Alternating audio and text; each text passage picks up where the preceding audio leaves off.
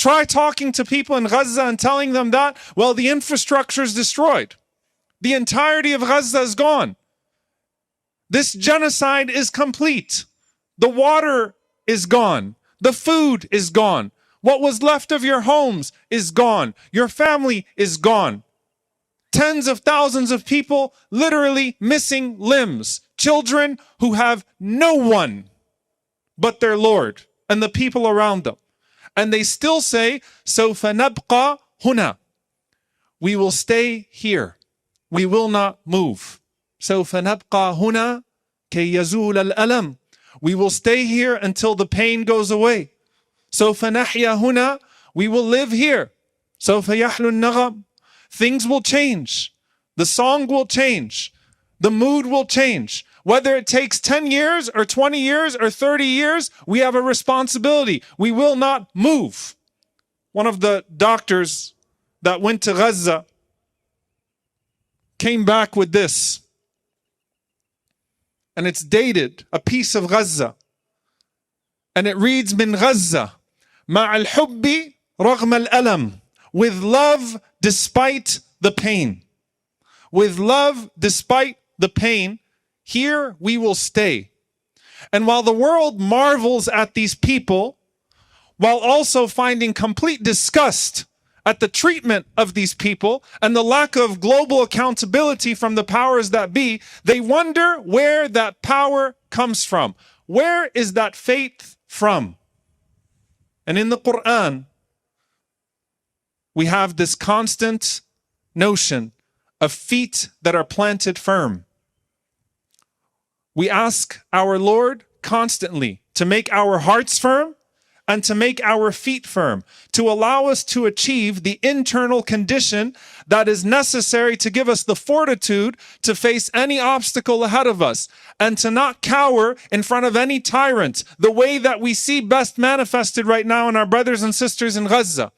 And in every single portion of the Quran in which this idea of feet planted firm, you have a mention of the internal condition that was achieved first.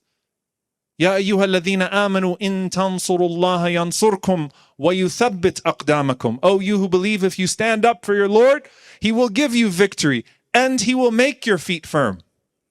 If you're standing up for Him, He will descend into your hearts what is necessary to make your feet firm.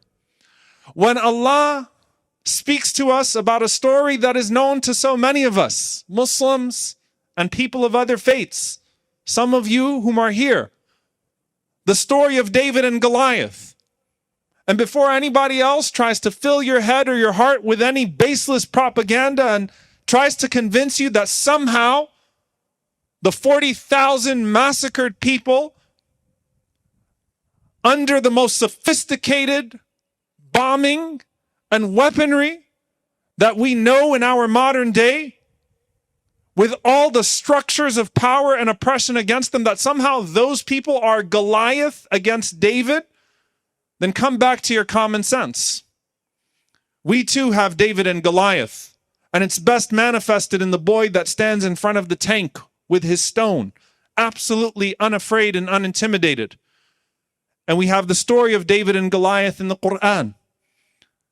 And when those righteous people stand up against Goliath, and they make the following supplication, رَبَّنَا أَفْرِغْ عَلَيْنَا صَبْرًا وَثَبِّتْ أَقْدَامَنَا. Before they ask for their feet to be planted firm, they say, pour upon us patience. So once again, something that precedes the feet being planted firm, pour upon us patience. But here's the thing.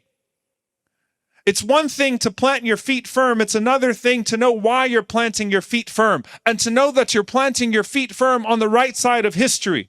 There was no doubt in the hearts and minds of those that were standing on that side that they were on the right side of history. And that too distinguishes us today. That we know we're on the right side of history.